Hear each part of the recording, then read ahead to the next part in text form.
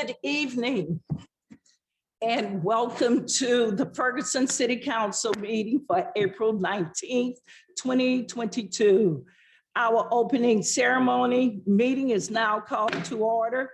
Let us stand for a silent prayer.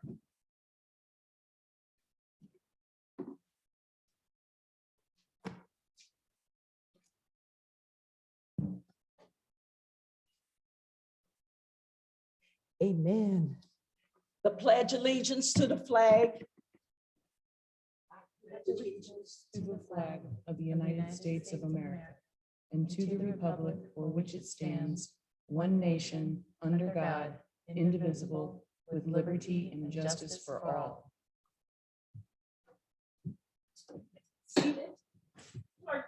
Could you please call the roll? Manoa, here. Councilwoman Griffin, here. Councilwoman Burrow, Here. Councilwoman Robinette, here.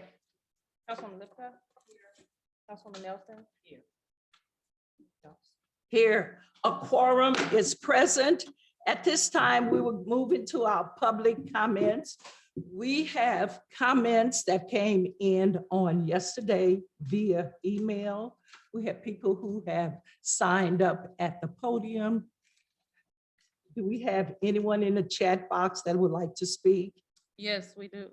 We have a couple speakers today.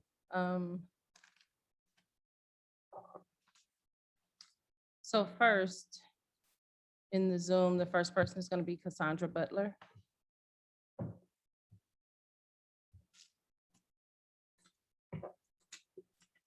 Sandra Butler.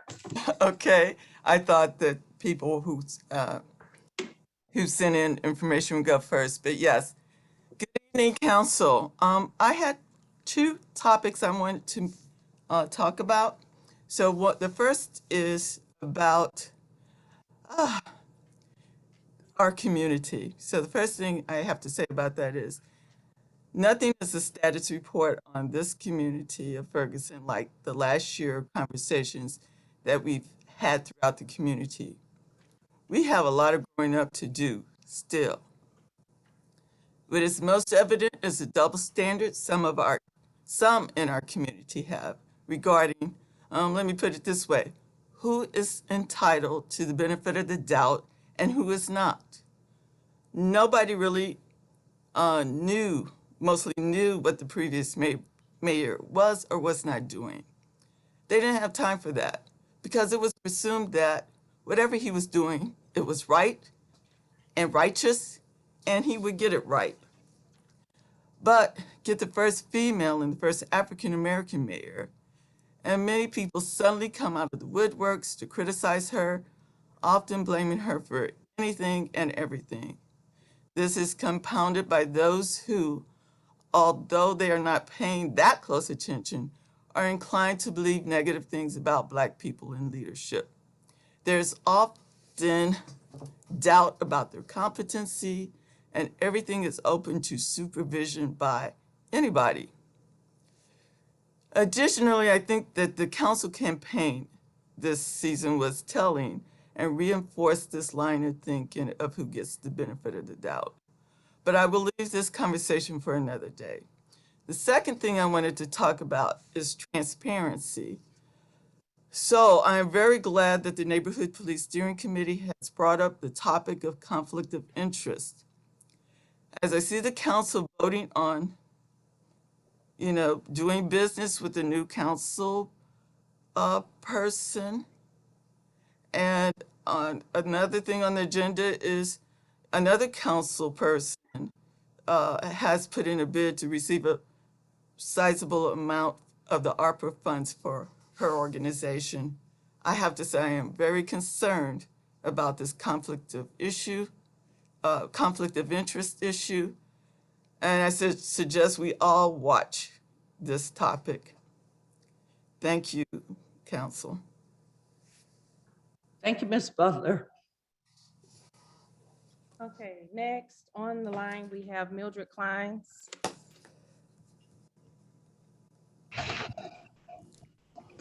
Okay, good evening, everyone.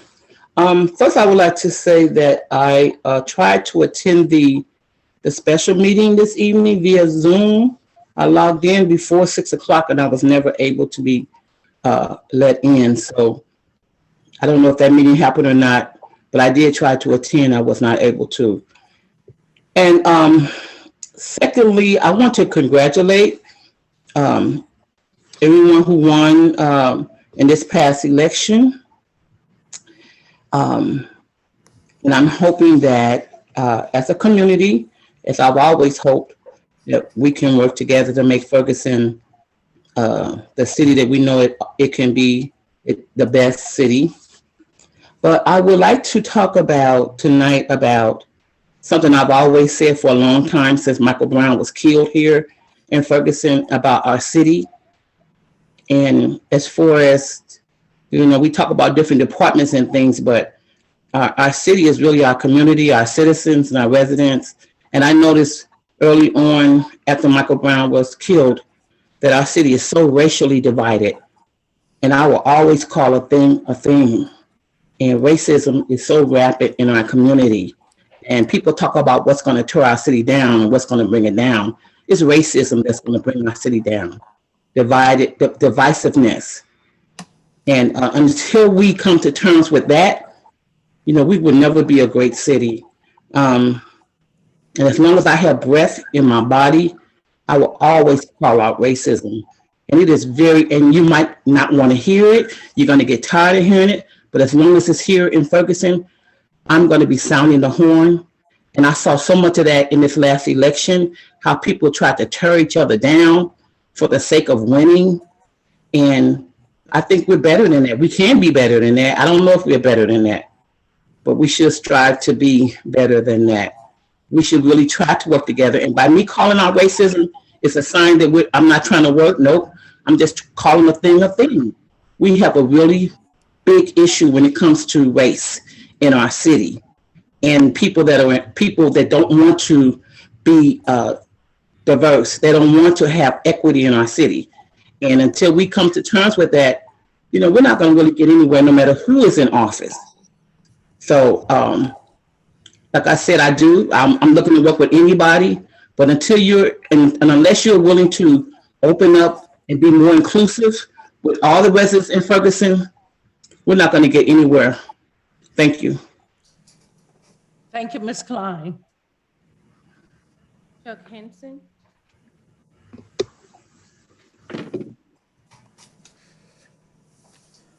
Just a minute. Hi, I'm Chuck Henson, and some of you know me, some of you don't, but I've been around this community the majority of my life. Actually, my mom was born and raised in Kinloch, so I actually entered the school district back in 1973. And most of you know that I was one of the founding members of PROUD, People Reaching Out for Unity and Diversity. And for 16 years led that conversation around diversity and equity in this town. And I've seen this town and the demographics change. I mean, when I first came here, that we were the first Black on our street where I lived. And this year we'll be celebrating 45 years of my graduation from McClure. Both of my children have grown. What was really caught my mind, and I haven't been to these meetings in a long time. I ran for city council back in 1992, not unsuccessfully, but then I served 7 years on the Ferguson Florissant School Board after that.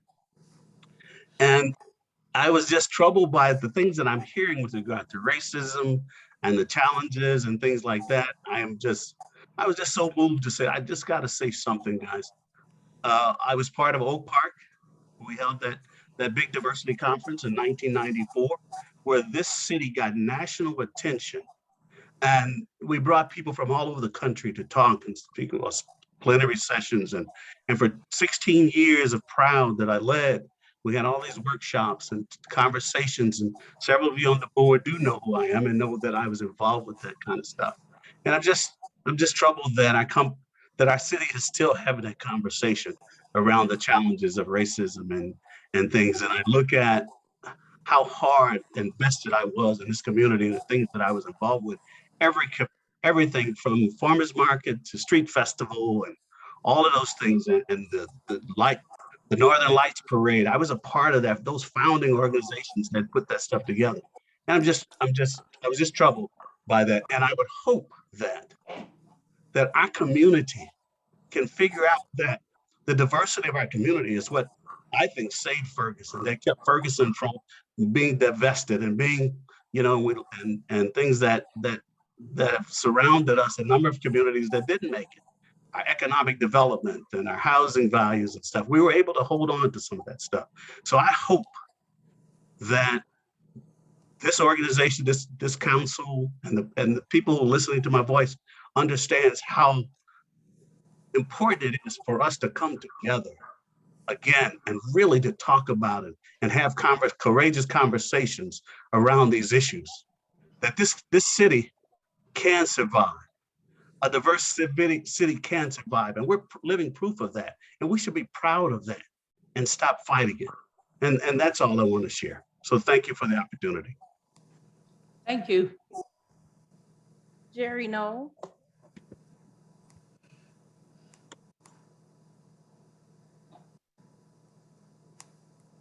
Yes, hi. Mayor Jones, City Council members, good evening. As a member of the Ferguson Civilian Review Board, I've regularly been commenting during City Council meetings and encouraging people to apply to be on the CRB in order to fill some upcoming openings the board will have. Tonight, I wanted to give the council an idea of some of the things that the CRB is doing to try to help the Ferguson Police Department be the best police force it can possibly be. These are things you can mention if asked why a person might want to be on the CRB.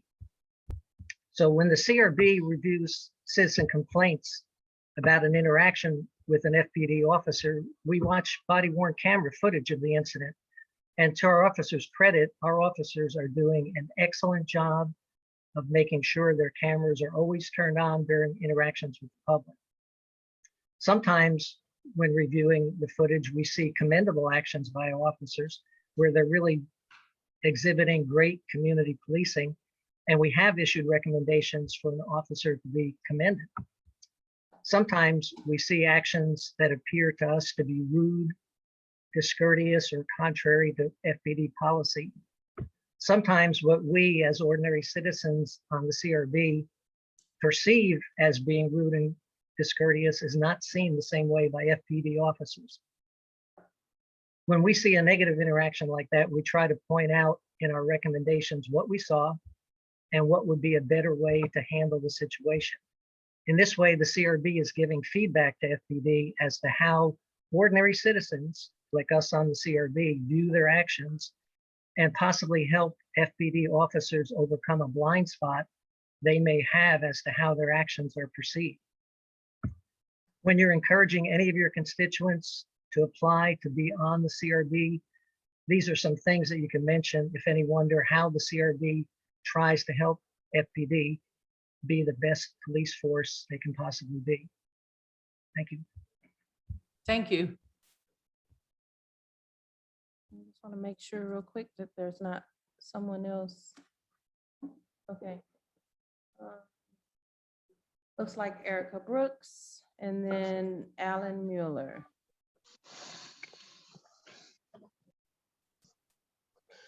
Good evening, Council and the citizens of Ferguson, Missouri. I want to, first of all, say that I do concur with Cassandra about the different things that are occurring in Ferguson as far as the racism. As far as, it's one thing to have the faces of African Americans to sit on the city council and say, well, we have the quota that we need to represent the African American community. But it's another thing to have the representation of a voice for the people of Ferguson that makes a difference whether you're a Black or white person. Because it comes down to the people as a whole body, as a city council, to be able to stand together, not just create programs that represent equality and equity and representation of people for their color, because it doesn't make sense to have these programs in the first place when humanity is the whole solution to success. And so I just really wanted to understand during this moment of transition, because as they mentioned about the times during Mike Brown and people fighting for the physical representation of a voice of the African American people being present in those seats, and then having the opportunity to have exactly what people fought for and died for out there in Ferguson 2014 for, and then come to this point right here where, as we all know, the regime that was there right before our present mayor was there is getting ready to transition into the seats of Ferguson right now. So to act like, this is just going to be a normal transition is not, because as they were talking about the different things that happened during this election, it was very vicious when it came down to the Ferguson Observer, the different things that were said about not just the mayor, but different things that were said about Black people. When it came down to just the recent Observer talking about Jama Village being put in a future location, and talking about Urban League having a large portion of land, as well as another Boys and Girls Club having a large portion of land in Ferguson. These are empowerment programs that help to preserve and empower young people and older African American people and people in general. And there's a complaint as to why they should be put in that place or have a large representation of land. So if you really want to say that you want to unite the people of Ferguson, why would that be a problem? Just like the person that's being sworn tonight, Mike Palmer, has a whole lot of land in Ferguson. And I never once heard Nick complain about, all that he represents, and then him sitting on a city council seat to being sworn in tonight to represent and have first dibs or have any kind of knowledge, firsthand knowledge about bids that are going around, and also having, like I said, a contract with the city, money flowing everywhere, and nobody ever complained. But they complained when Phaedra and the mayor were trying to prosper in the community and saying that she utilized her job in order to help the people of Ferguson. So as Cassandra said, that there needs to be a watchdog as far as transparency when it comes down to the business transactions that occur in Ferguson and with our funds, and whoever has access, as far as us as citizens have access to the funds that we need, and not that circle of people that represent what was going on that Ferguson page, where they just did all they could to racially divide the city of Ferguson, not only Black people, not only white people, but Black and white people. So I just Ms. hope Brooks, your time is up. okay, why didn't I get a warning? I thought y'all gave warnings. So, I mean, I would appreciate it if you had gave me a warning. But like I said, I just really want the people of Ferguson to be just as transparent as they claim to be when it was not all 4 people that were on the side of the mayor. I want them Ms. to be on the same Brooks, situation.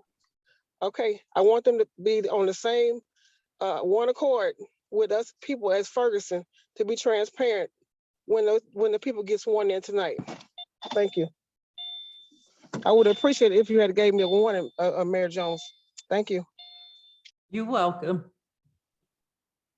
Okay, next is Alan Mueller. I'm appalled by the state of political discourse in our community right now. I'm truly fearful for our future as a functioning city. I'm asking for your help in tamping down the malice and half-truths that are creating so much division and bad feeling in our city. The most important way you can do this is to speak out with full truth to counter the destructive narratives. The comments that I make tonight are solely my own. In the April edition of the much appreciated and apolitical Ferguson Neighborhood News, our mayor offered an olive branch. Her article asked that we quit treating each other like enemies and instead treat each other kindly as opponents. This sentiment seemed to be reinforced throughout the council candidates' debate. I was really encouraged to hear each candidate's promises to treat one another with respect and to enter into a new era of cooperation. Alas, those sentiments did not last long.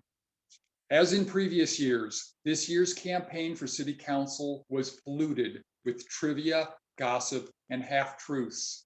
One of the candidates was even subjected to a verbal assault on election day by a council member. Each of you are ultimately responsible for actions done on your campaign's behalf. Run on your own merits and accomplishments and quit assassinating your neighbor's character. Further, some of our neighbors are blaming the mayor for everything that is wrong, including things that are not under our city's control or even specific to Ferguson. The people who are doing this are hurting our city terribly. Worse, they know better. They know that the mayor has no more power than any other council member. We all understand that if you indict the mayor, then you are actually indicting the entire council. We are all neighbors, literally. Your oath of office requires you to work for the betterment of Ferguson and our wider community.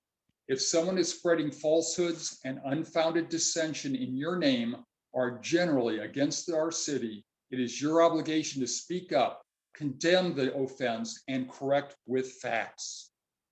Changing topics slightly, I would like to praise the recently formed Business Development Tax Commission. They are appointed to approve an accurate and complete report about how our tax money is being spent. When city officials were unable to give them adequate information, this commission had the obligation to honestly report the problem to the state. They are to be highly commended for insisting on honesty and accountability in spite of constant belittling and bullying to stay quiet. We need more people like these to stand up for what is right and keep our city honest. Thank you. That's everyone we had on the caller, on the call, Mayor. Now we have Shirley Emerson.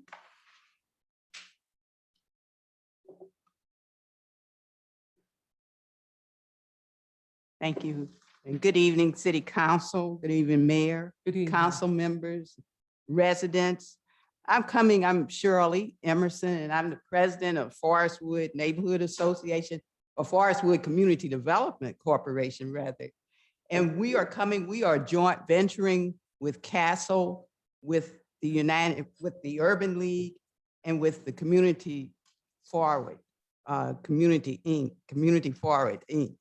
And we are bringing this wonderful event to Ferguson. Want you to mark your calendars for April 30th, Saturday, April 30th, 10 o'clock until 2 o'clock. We are happy to be bringing the Ferguson Neighborhood Empowerment Summit. It will be at the City Council at the Community Center. And the purpose of this is in keeping with the purpose of the Forestwood CDC, which is to help increase the level of home ownership in Ferguson. We are also helping to expand the capacity of our existing homeowners. And we are looking to improve and enhance neighborhood empowerment. And so we are opening these doors. We are providing resources, trying to show potential homeowners the pathway to home ownership. In addition to that, this is also a health fair. We feel that in order to have a pathway to home ownership, it helps to have a healthy populace. And so we are making health resources available at this event as well. We also have not forgot about our existing homeowners. And so we're going to be providing resources and workshops because there are a lot of little minor repairs that people can make if they know how to do it and if they have the resources. So we're going to be making resources available to them. And then we know that it's important that we come together as a community. And in listening to what has been said and being a part of this community, yes, we have our challenges, but also Ferguson does have a lot of amenities. Number one, when you talk about real estate, they talk about location, we are ideally located. And we have a lot of amenities in the community. And so we want to make those available. So we're asking everybody to come out, to be there. We've been locked up in our homes because of COVID and so forth. And so this is an opportunity to come out and meet and greet your neighbors, as well as to be there for potential home buyers that might be coming into the community. We have a wealth of vacant properties, And a lot of our housing stock is of very good quality. And there are a lot of people that would like to live here. And so we want to make the resources available to make that a possibility for them. So I'm asking you to come out, please support us.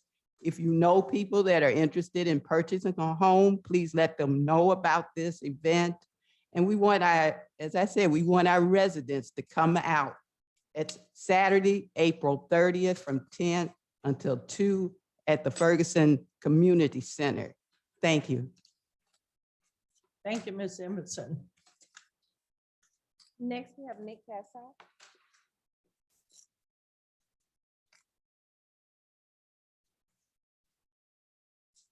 Good evening. You've heard some complaints in the comments of the people online about the Ferguson Observer. And I want to make a few things very clear. First of all, when you are in power, and a majority on council is a position of power, you control outcomes, and the public has the right to understand the outcomes, to evaluate and scrutinize those outcomes. So it's not that the Ferguson Observer is picking on anybody, but when Mayor Jones had the majority on council, she had a position of power. Now, I want to assure those of you who are naysayers that now that the power balance has shifted on council, you may see that, for example, Councilor Lipka may have more of a chance to introduce and pass legislation. And I can assure you that although Councilor Lipka is white and she has not been scrutinized particularly due to the fact that she hasn't really had any power for the last couple of years, if she proposes a dumb idea, Linda knows she's going to get it from me. There's no question about it. And if Heather Robinette gets arrested for embezzling from her employer, it'll be a story in the Ferguson Observer because everybody gets treated equally. Everybody sitting up here is a public official elected by the community, and everybody is accountable to the community. Our purpose is to be the eyes and ears and to dig in and look at what's going on behind the scenes that the individuals out in the community may not have the opportunity to do, and which other publications refrain from doing, so that our community can be informed and know that they have a government that they can have confidence in. That's our purpose, and that's what we work for every day. Now, one last thing very quickly, there's been some allegations that the campaign was racist. Ferguson is a 70% African-American community. And in this community, some candidates who happen to be white won by very large margins, margins that had to have been comprised mostly of African-American voters for the simple reason there ain't that many white folks out there, okay? So you may not be happy about the outcome, and I get that. I'm a libertarian. I've lost more elections in my lifetime than just about anybody, and we're used to it. But life goes on after you lose the election. We still, whether we're in the majority or the minority, have a commitment and a responsibility to our community. That's all. I hope we move forward together with that. The Ferguson Observer will be a part of that every day. Thank you. Thank you. Okay, next, Melanie Randall.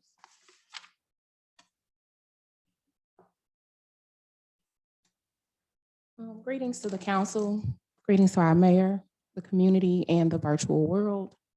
I am Melanie Randalls. I am a Ferguson resident of around 8 years now.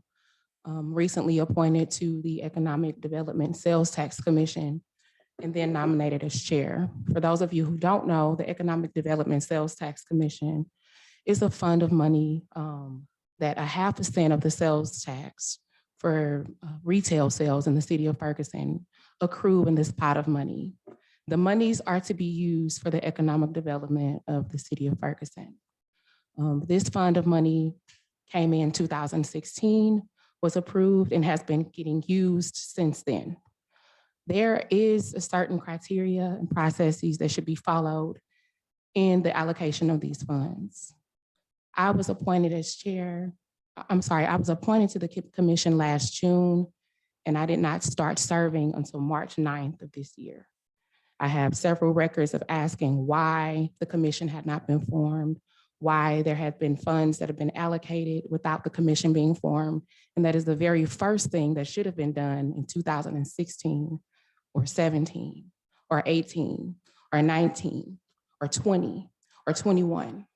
And so I may not be favored when I say my next statement, but for me, this is no longer a race game, okay? We already know the city of Ferguson was built on racism. It operated on racism. Its constitution, it's everything it's built around. The way we've been moving has been that. There would have been no need for Department of Justice to come in and step in had that not been so. So for me, it's well beyond that. This is about entitlement and it's about power. Now that I am chair, I'm asking and requesting that everyone keep an eye on the economic development sales tax funds. What I've seen is that last year, 960,000 of the $1.1 million was transferred. Those transfers were then reallocated and used and approved in a manner that was kind of not transparent to go through the council. I'm kind of blaming previous administration for this, along with staff, as well as the city of Ferguson. There is no way that $6.2 million over the course of these years should have been getting used without a commission being formed. The commission does have teeth. We do have powers, and you cannot strip them from us. We have a liaison whom does not seem to be working with us, but more so against us. When I spoke with staff on the phone, he made it very clear that someone was against the commission being formed months ago. And there's reasons for this. There are people that are benefiting from these funds, and it's not the folks like me who allowed us to qualify for those funds. Some may look at me and say, oh, you're not qualified for a position like this. I am the position like this. I come from why we need these funds, okay? And that's why I'm here. So we have to keep an eye on these funds. There's a process. I'm asking that no more money be transferred from the Economic Development Sales Tax Commission without the approval of the commission. We are now processing an abatement letter because there has been no report done on this commission in the past 5 years. They wanted us to come in now, March 9th, and sign off on a report. And we have no idea where these funds have been getting used, okay?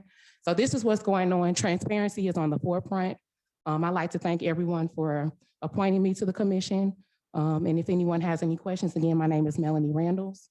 Make sure that I can say everything. I'm also against our liaison getting $100,000 of any Arbor funds to go towards her own personal nonprofit organization. Ms. Randall, your time is up. Thank you so much. The media is not supposed to be an agitator. I have a background in communications. The media is not supposed to be an agitator. I'll just leave it there.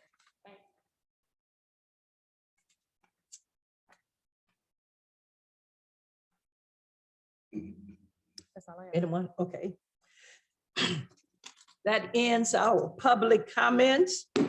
We will move to the manager's report. City Manager Eric Osterberg. Good evening, City Council. We do not have a manager's report today. Okay. Well, we will move to the consent. Mayor, I have a question for the city manager. Can I ask that now or? Yes, you moving can on? ask the city I'm- manager. I just have a quick question, city manager. It's in regards to has the bid for the city's nuisance and or grass cutting services by the city on privately owned properties been posted yet? I believe so, last year, Last year? last fall. Last fall. Okay, so the bids have come in? Yes. Okay. Okay, I'm asking because citizens, they have been asking, regarding the tall grass already. We're in April, and so when will the grass cutting start? The grass cutting starts soon as there's reports about the grass. So can you just explain the process to the citizens? So when the residents report the property, then the city will go out and mow that yard. Correct. However, there's a time frame that I'm not going to cite off of just the cuff. In our code, it specifies that there's a certain amount of time that has to pass after a property is noticed, and then after that, the grass cutting can commence. Okay, And that's on a summarily abated basis. okay, all right. And then to follow through with Councilwoman Noah's comments, when the notice has been given to the homeowner and they have a certain amount of time to correct their problem, when they have not corrected that problem and we do have to send someone out to mow the lawn, are we then putting a lien on their property, or is there some kind of bill that they are assessed? Yeah, so we now have a process where the liens are being perfected. I believe I spoke to council about this over email last year. Prior, what was happening is that we were recording the liens on the property, but then they were not going through this final stage, which is called perfection at the county, where the county actually records it to the property. So we went back last year and did everything from the beginning of last year through the end of last year, and then moving forward, we'll also be perfecting those liens. Just so you all know, those liens, the city only gets reimbursed at the point that the property is being sold. And it's on the buyer to reimburse the city. Okay, and then I also, Mayor, I have two Go other ahead. questions. Could you update us on the progress of the concrete that was done at Firehouse 2? Yes, that was completed. I believe that Don Boyce sent out an email about that. I just would like to see it commented on in public, though, to let the citizens know how their tax dollars were spent. Understood. So go ahead. Uh, So, I mean, what did they find? Because I know we were still waiting to see what was going to be found when they pulled it up. Was It there a wasn't big? any rebar in the concrete, which made it sink faster than normal. So what was happening is that our fire truck was backing out of Firehouse 2. This is over by Sam's Club. And when they were backing out, the entire slab of concrete was lifting up. Mhm. So there was a concern that if we didn't do an emergency repair, that truck was going to fall into that pit and then be damaged. So when they pulled that out and replaced it, did they find any rebarb at all? No. Okay. My second question is, can you update us on what's going on with Cousins Mini Mart? Yeah, so council, if you'll recall, a couple of council meetings ago, you voted to revoke the business license from Cousins. What happened, however, is that the lawyer, Jake Hansler, you might remember him from the city. I think the city tried to pursue the business license or liquor license of Ferguson Market, now known as Elite Market, came out to represent Cousins. They threatened a temporary restraining order against the city, saying that they were not granted due process. Basically that they did not have an opportunity to present their case in front of city council. So it was legal's opinion that we needed to not revoke the license until we have given them that due process. Gene Diaz, our code enforcement supervisor, I believe went to Cousins today. I need to verify that. I've been in meetings for the past few hours, but to post a hearing date, which will be at an upcoming council meeting that I'll circulate with council once I know that letter has in fact been delivered. Okay. So once we have a hearing date and they do come before council, then council is allowed, I'm just asking to clarify the process. Council is allowed to ask questions of them, or do we just listen to their commentary and make a decision? It's a hearing, so you could ask what questions. Staff will, represent the evidence about them being a nuisance, and then also one of the things we're asking for when we're actually going to deliver that letter is a copy of their books, their financial books. Once we see their books, we will be able to determine that they haven't remitted all of the taxes that they owe the city, based upon them selling loose cigarettes, which is a violation, a state violation. And then at that point, we'll have the additional grounds to move forward with revoking the business license. And at that point, if we do choose to do it once more, we have followed the due process. Correct. Okay. Yes. That's all I have, Mayor. Thank you. Any other questions for the city manager from council? If not, we'll move to our consent agenda. City council meeting minutes, the regular meetings, February the 8th, February the 22nd, March the 8th, and March 22nd. Are there any corrections to the minutes? Hear none, I am requesting a motion and a second to approve the minutes. Seconded, Linda Lipka. If you all speak up.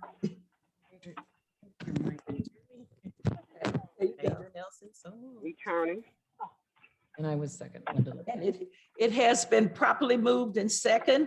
Are you ready to vote? All in favor? Any opposed? Ayes have it. The city council meeting minutes have been approved. Our special meeting minutes on March the 8th. Are there any corrections? Hear none, I'm requesting a motion and a second to approve the minutes. So move, Naquita Noah. We are ready to vote. All in favor? How long are you gonna get that Any opposed? from 5 days a week? Ayes have it. Special meeting minutes are approved. Board and commission meeting minutes, the farmers market, January the 12th, and the citizen review board, March the 7th. I'm requesting a motion and a second to receive and file the minutes. So. Second, Heather Robinette. It has been properly moved and second. Are you ready to vote? All in favor? Aye. Any opposed? Ayes have it. The minutes will be filed. We'll move to our appointments. We have several board appointments for the night. For the Human Rights Commission, we have a Daniel Hancock to be appointed for the unexpired term to 2023. That is appointment by the mayor. So I hereby appoint Daniel Hancock to the Human Rights Commission. The second appointment we have is Carolyn Shannon for the term of unexpired term of 2024 for the Parks Board. What is your favor? Council? Councilwoman Noah, can you speak on that? I'll make a motion to appoint Carolyn Shannon to the Parks and Rec Board. Is there a second? I think Tony just seconded. Second, all in favor? Aye. Aye. Any opposed? Ayes have it. Carolyn Shannon to the Parks Board. We have another appointment for the Special Business District. We have Dr. Alice Herndon to fill the vacancy to 2022. It is a council appointment. Councilwoman Linda Lipper. So I just want to let everybody know that Dr. Alice Herndon is an awesome human being. She has just opened Onyx Print Shop. She also teaches college level courses. She's raised two awesome boys that I call my kids. We jokingly say that she lets me borrow them. But she is going to be a huge contributor to this community. She is very excited to be a contributor to this community in the business district and get very active within the group. And she's been pretty much a lifelong resident of Ferguson. So I make a motion that we accept Alice Herndon on the Ferguson Special District Committee. Is there a second? I'll second. Properly moved in second. Are you ready to vote? All in favor? Aye. Any opposed? Dr. Alice Herndon is appointed to the Special Business District, a longtime girlfriend of mine. At this time, we have the liquor license and turn it over to Clerk Pittman.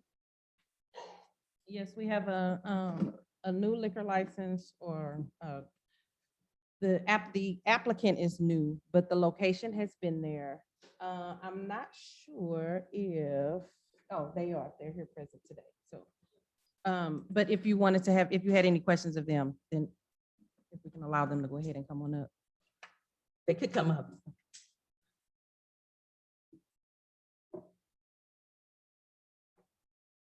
But they're gonna be a Mimi's Subway Bar while they come up at 46 North Florissant Road. Mimi's has been there for a while, but she's now selling her business. Go ahead. You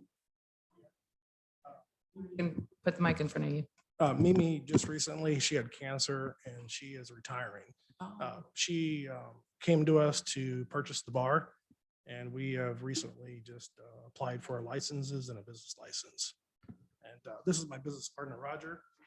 Hi, I've been a lifelong resident of Ferguson. I'm Roger Heron. And we just buying our house here. So I've been here for 6 years and I love this community and I want to continue here. Council, do you have any questions or comments? No, I would just like to say that I've known these gentlemen for a while. I know that they're very excited to take over the bar and to offer a business to the community.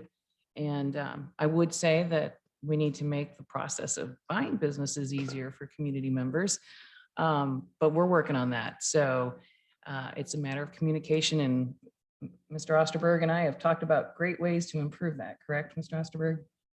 So welcome to the community, and thank you for keeping a lifelong business in Ferguson alive. Thank you. We appreciate you. Thank you so much. Welcome. At this time, I request a motion and a second to approve the liquor license for Mimi's Subway Bar and Grill. So moved. Second. It has been properly moved and second. Are you ready to vote? All in favor? Aye. Any opposed? Ayes have it. The liquor license are approved. We move to our resolutions for tonight. We are so happy to have Jackie with us tonight. Apollo is unable to be here, so we welcome you, Jackie. Resolution number 2022-14, without objections, were introduced by council member present. Resolution selecting a contractor for the demolition of dangerous buildings, awarding the contract to said contractor, and authorizing the city manager to execute the contract on behalf of the city. City manager. Yes, kind of self-explanatory from the title. This is just our RFP award for the contract for the demo related to the property restoration program that we do annually. And then Elliot Leibson is here to speak more. Elliot.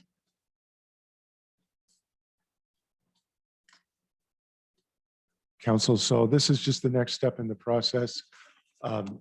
We've got three of this list. The first three we have already, and we have the contract signed by the contractor. So once you give the go ahead, and we can, they can start doing the asbestos removal and the tap destroy on those first three properties.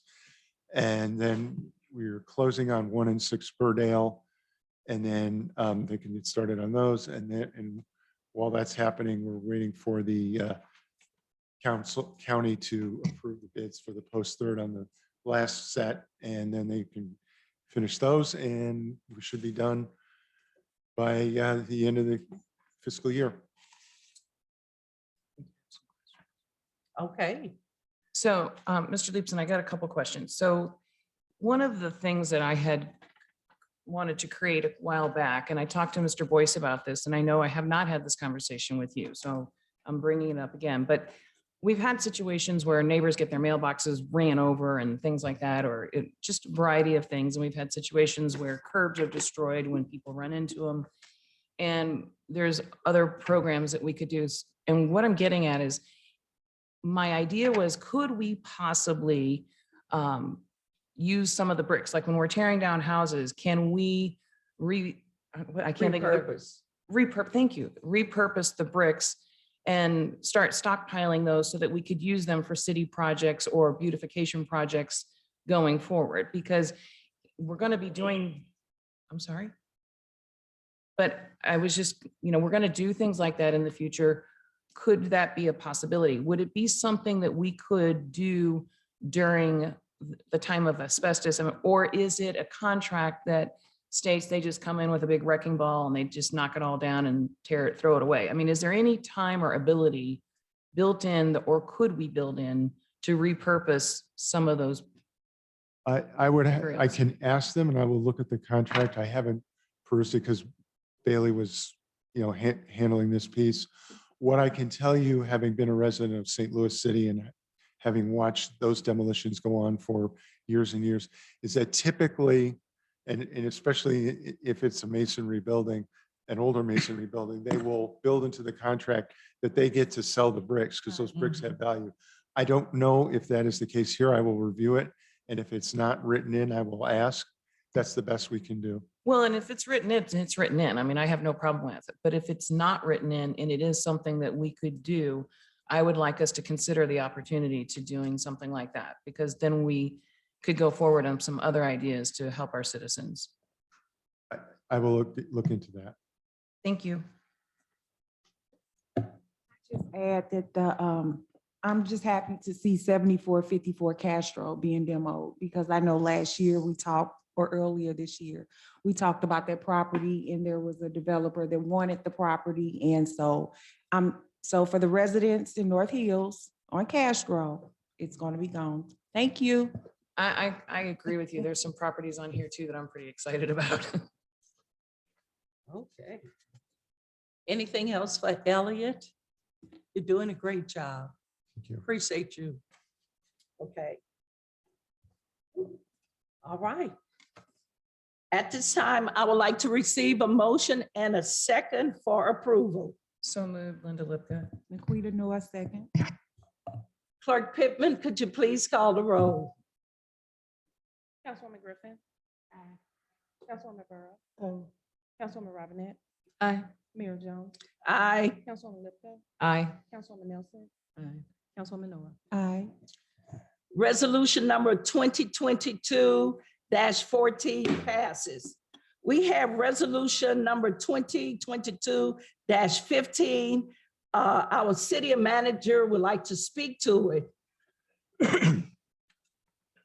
All right, so City Council, this resolution was authorizing us to enter into a contract with a camera provider for cameras on our city buildings. Something happened that's pretty common in the process when you're going out for a big bid, which is where a contractor who was not awarded found out that they were not going to be awarded and called into question the qualifications of the firm that we were going to award. Specifically, they cited a 2019 National Defense Authorization Act, which says that there are certain cameras that governments cannot use on their facilities if they are constructed from this list of firms from China. So I received that email about 5 p.m. tonight. So I believe that was pretty targeted by the competing firm. So I wanted to make certain, give staff the adequate time to look in to ensure that this firm that we're going to be recommending to you is in compliance with the statute. Because typically what happens in these, the game that the firm is playing is that if we go ahead and award the contract, they might come out as legally and say, well, the city didn't award us this contract. And in fact, in addition to that, they're in violation with some federal statute, which gets the city in hot water. So I just wanted to make certain that we, in fact, we're not going to be recommending a vendor that's not in compliance with this federal statute. Okay. So at this time, we need to have a motion on the floor to amend the agenda and remove this from the agenda, then table it. Is that not correct? No, ma'am. Okay. At this time, what we can do is just postpone it. You can Okay. make the motion, but to postpone it. Okay. I do have one question. Is there any possibility, I don't want to get into it right now, but can you send us an email, send council an email updating us on who this other company is and what their bid was? Yeah, was that not included in the packet? No. Okay.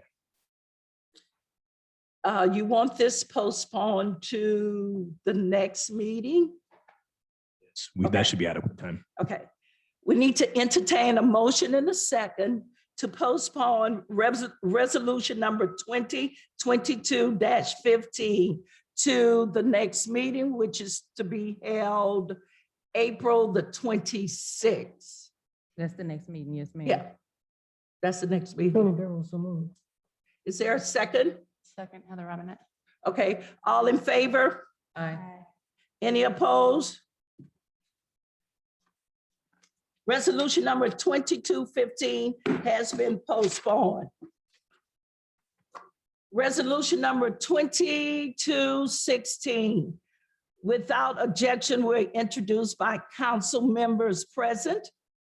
The city of Ferguson, Missouri, authorizing the city manager to sign and execute with Palmer Residential Services LLC for the redevelopment of 601 Ruggles from the city of Ferguson. City manager. Yeah, so this is the RDA for Mr. Palmer for the property that he was awarded through the property restoration program.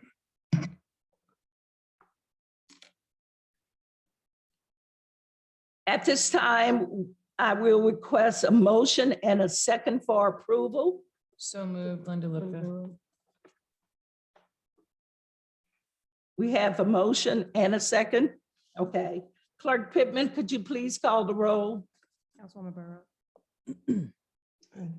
Councilwoman Robinette. Aye. Mayor Jones. Aye.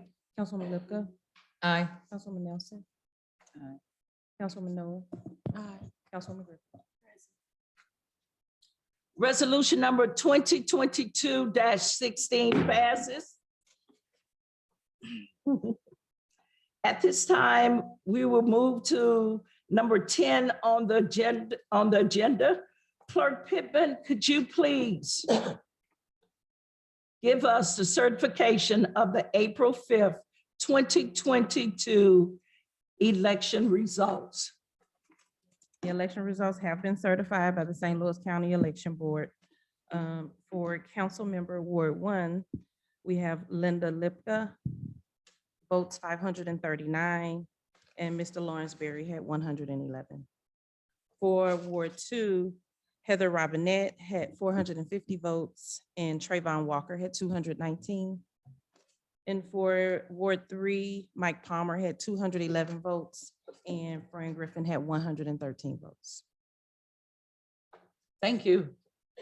I'm requesting a motion and a second to accept the election results. Second, Robinette.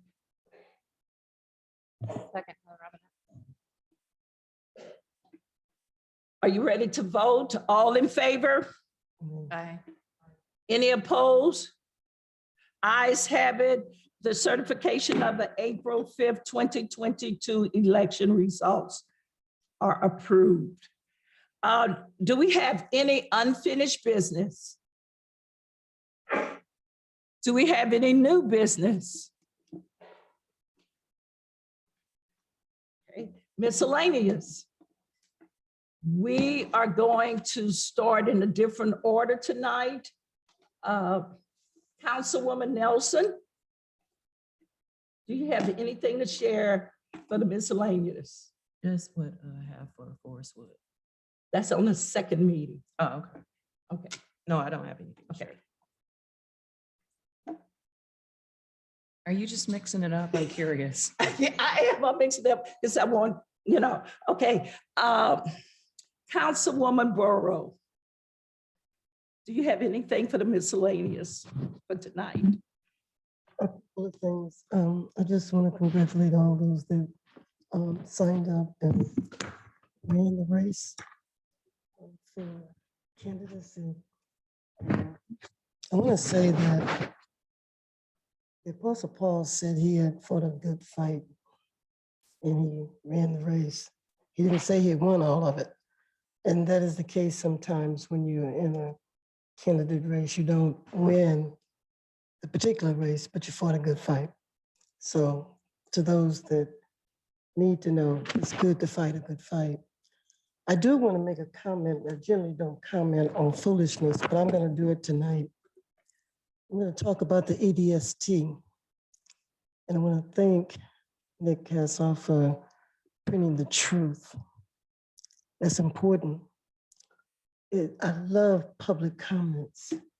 What I detest is when we have people that come up to this podium and tell vicious lies.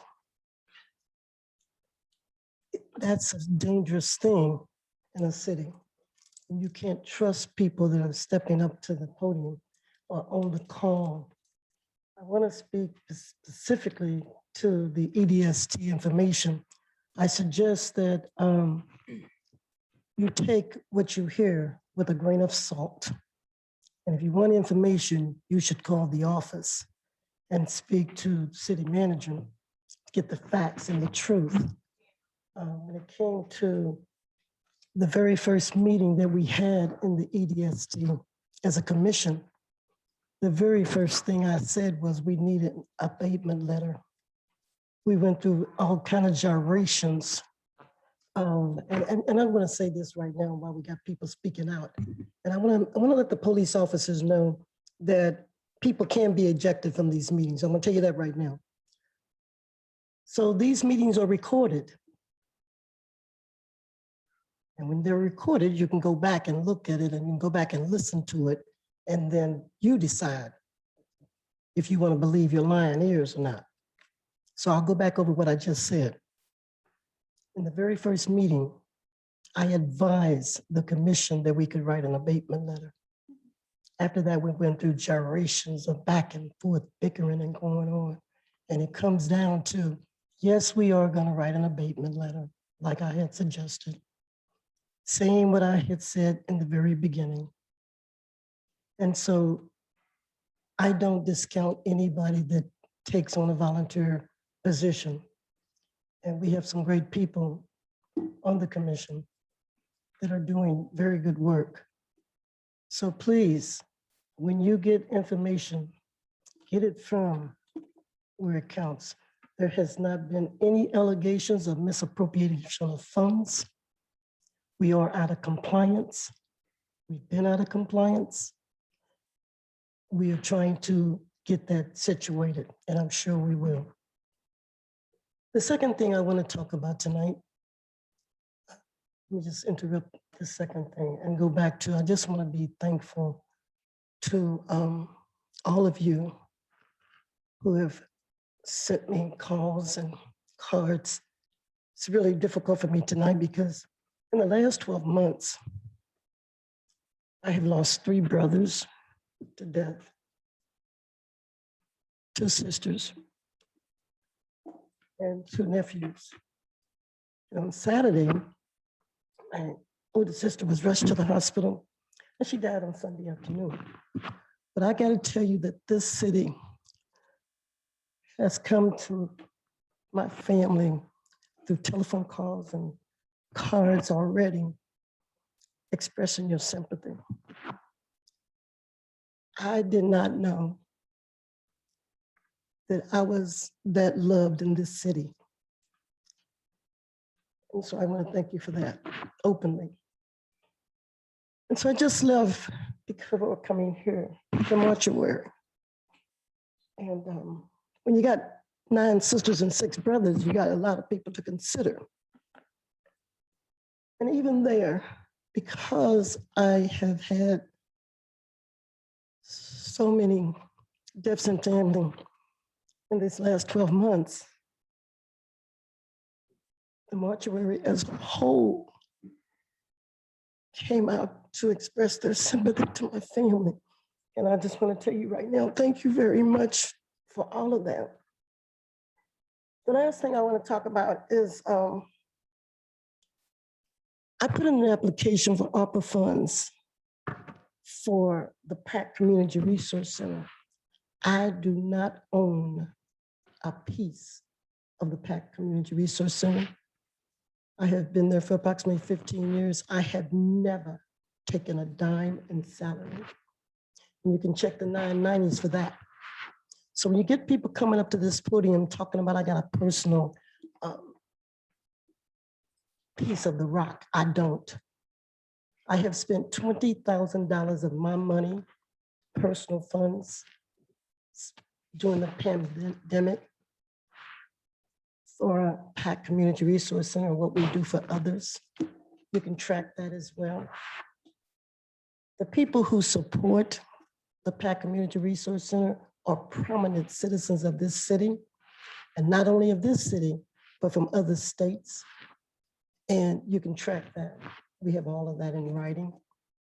So I would caution anybody that's listening to folks on these comments, especially at this podium, to take the information with a grain of salt.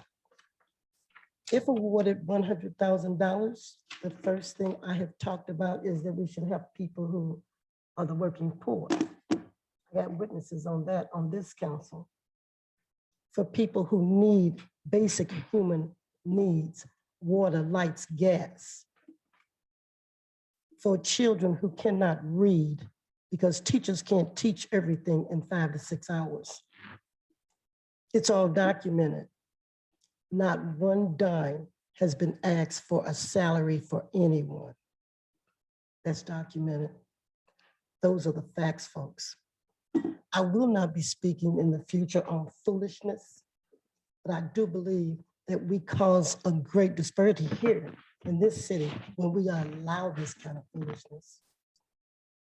I don't have to defend myself. I recently said when some other abuses were said and allegations about me, because I tried to make a relationship, it's turned into an allegation. That goes to show you they don't know how relationships are built.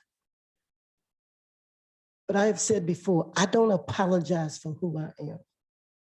I'm wired by God. I do his will. Thank you so much. Have a good evening. Thank you, Councilwoman. Councilwoman Noah. Well, I would like to say congratulations to everyone, and friend, we're going to miss you. This is the first time we've sat in chambers. You've been to the left of me. So anyway, you know, the best of luck in your future. Just right quick, I attended the FYI Ferguson Youth Initiative event on April 15th, Slam, where our youth, they shared their talents. It was a lot of fun. So I just wanted to say thanks for the invite. And I don't know if you all received, but it's a yellow, white, and black card. St. Louis County sent it out, and it's regarding lead. If anyone you know, there are qualifications, you know, income guidelines, but if you know anyone who you think if they have lead paint in their home, they can call 314-615-1642. And I recently learned that MSD has a customer assistance program for seniors and the disabled. Again, there are some income restrictions, but someone you know may qualify. The number is 314-768-6348. American Water has a payment assistance program for low-income households. Again, that number is 1-866-430-0820. And we attended the State of the County address, the mayor, Councilwoman Nelson. It was very informative.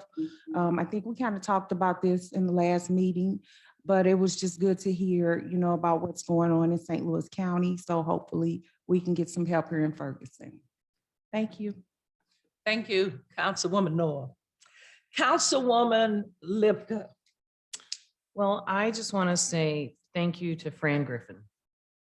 I remember when you came on board as a write-in candidate, and I told you at that church, I think it was Wellspring, when you spoke, that I really felt you should try again. And you did, and you won. And we don't always agree, but we agree that we don't have to. Mm-hmm.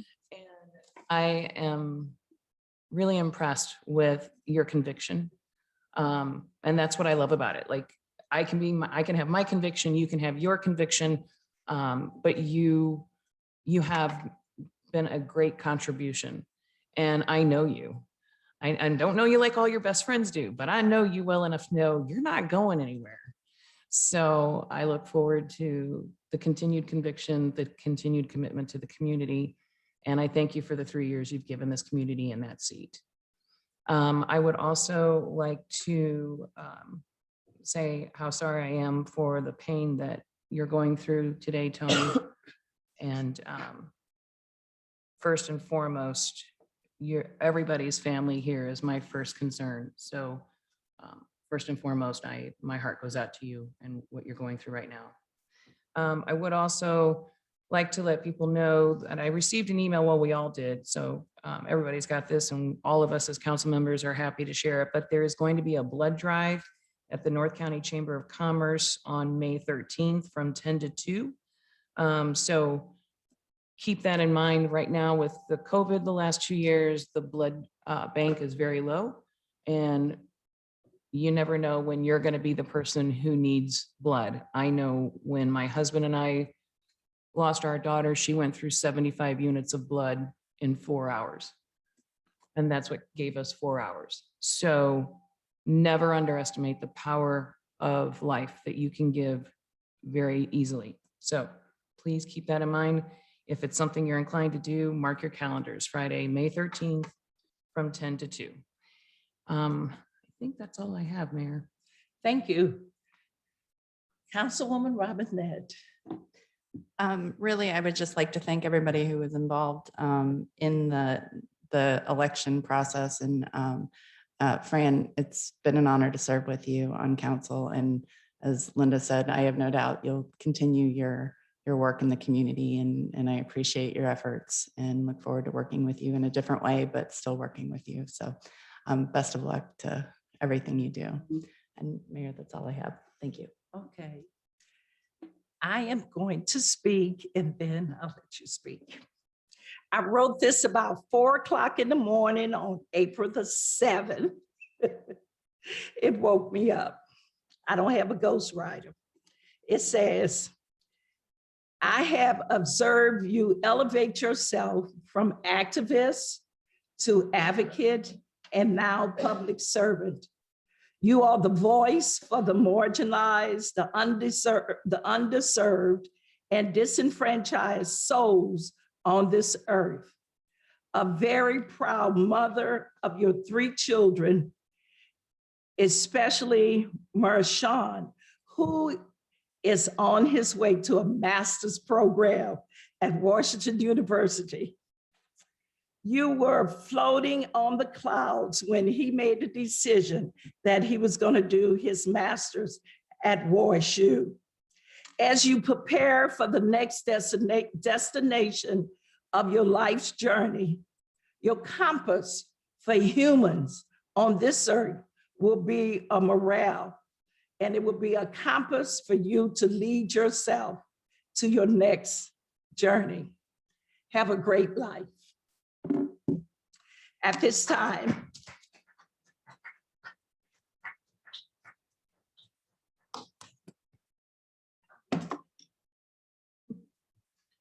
could you step to the podium, Councilwoman Griffin?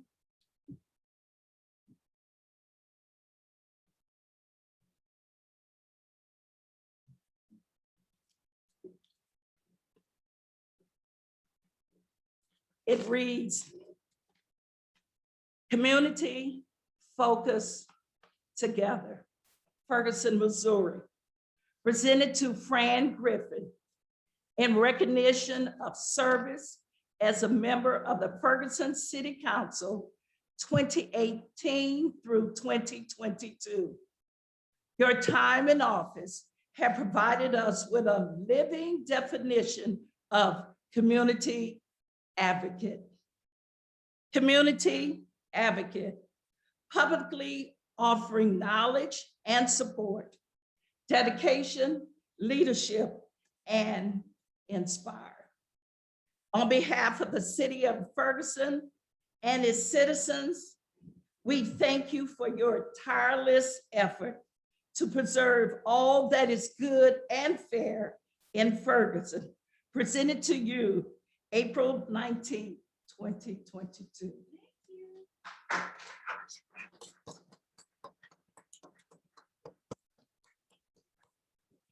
Or you could go back to your chair.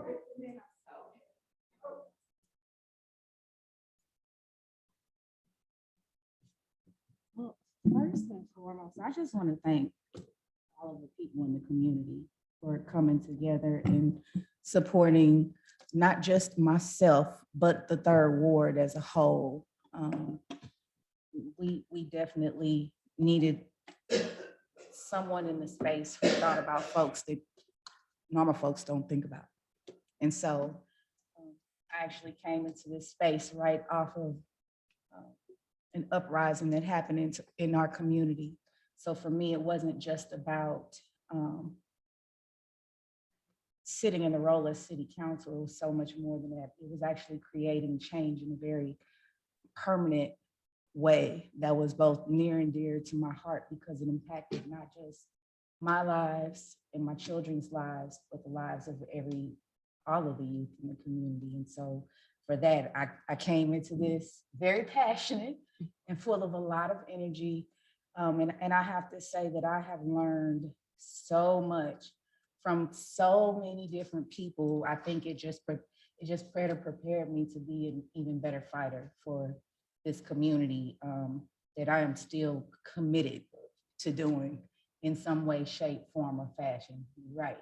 I'm not going anywhere. Actually, I don't have to use Robert's Rules of Order anymore, so I can speak with my native tongue. I love that even better.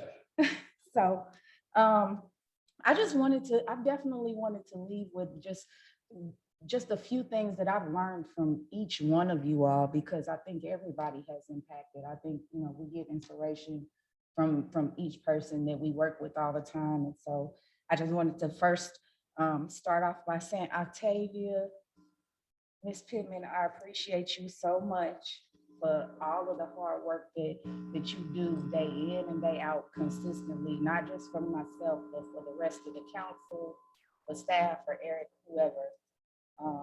I definitely appreciate it. Apollo, I wish Apollo was here. I was hoping that he would come. It's awfully funny that he did not come on the day when we got the non-for-profit from the city council and we got the property, the LLC from Mike Palmer, like those type of things. I would definitely have loved Apollo's presence, but I'm going to speak to you since Apollo. Apollo, I appreciate you for helping me brush up on my skills to create legal arguments, to be able to create change. That was a skill that he taught me just by sitting in different sessions, the sessions that we went through with the consent decree and having to go in the court and listening to how that worked. That all helped me become a better fighter for my people.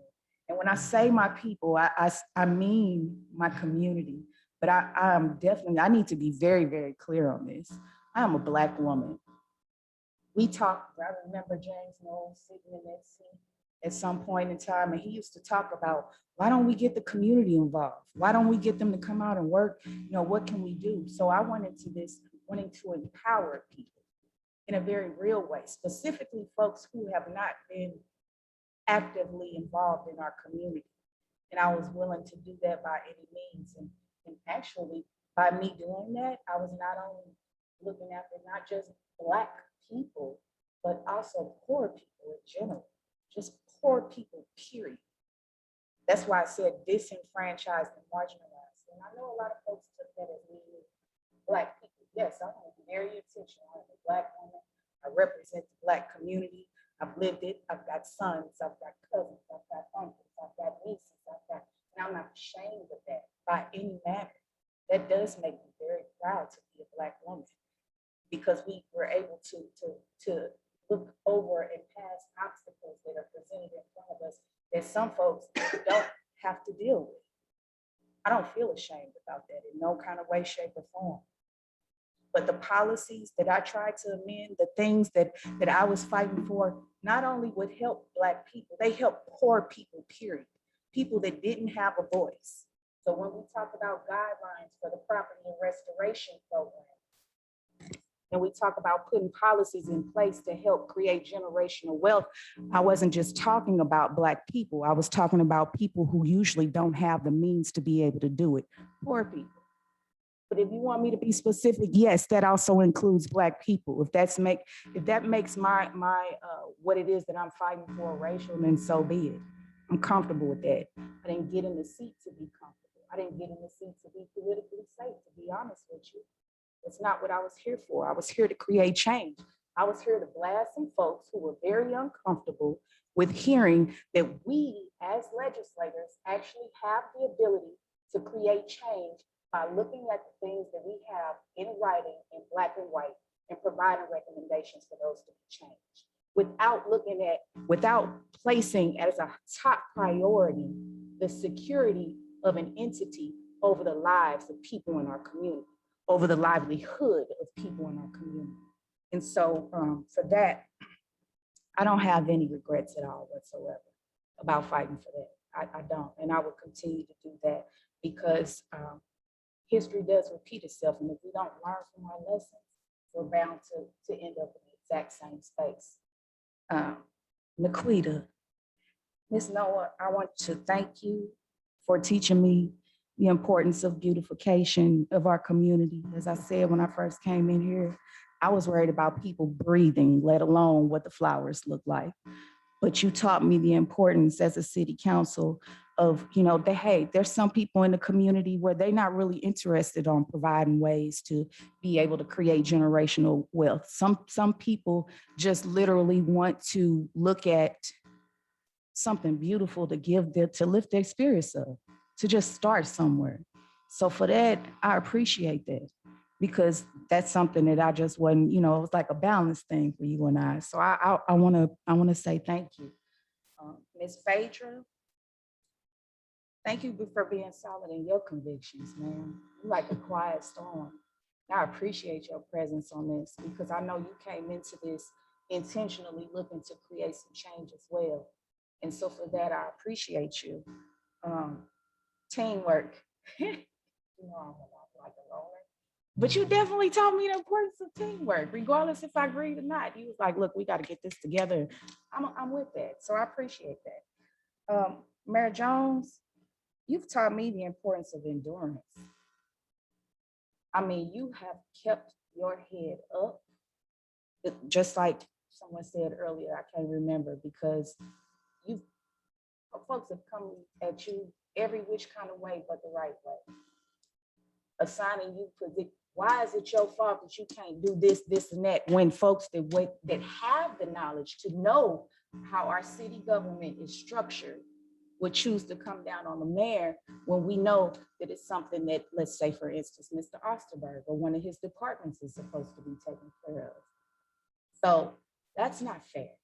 But I respect the fact that regardless, you stood there with your head up, you stood there classy with your earrings and your necklaces and all of that good stuff, and you just kept a smile on your face and kept it pushing. And for me, you taught me what endurance looks like. And so I appreciate that for you, because not everybody can continue to do this work and not have it impacted them the way that somebody else would. So thank you for that. I appreciate that. Heather, I admire your ability to appear neutral and reasonable. I think you were like the sensible one, in terms of just looking at things from different perspectives and considering it. Although you would disappoint me and you'd always end up voting with the other folks, the fact that I could see it on your face and know that you were actually giving it thought, that was enough for me, because I might not be able to change anybody's hearts, but I know I can impact the way that they think about certain things. And so I appreciate you for at least giving it thought. Whether you voted on it or not, I appreciate you for giving it thought. Let me see, I'm so sorry. Linda, Councilwoman Luther, I definitely appreciate the fact that regardless of, sometimes you used to get used to, whether it was James Knowles or somebody else, like, she's asking too many questions, but I could see that at the same time you were doing that for the purposes of trying to inform the community.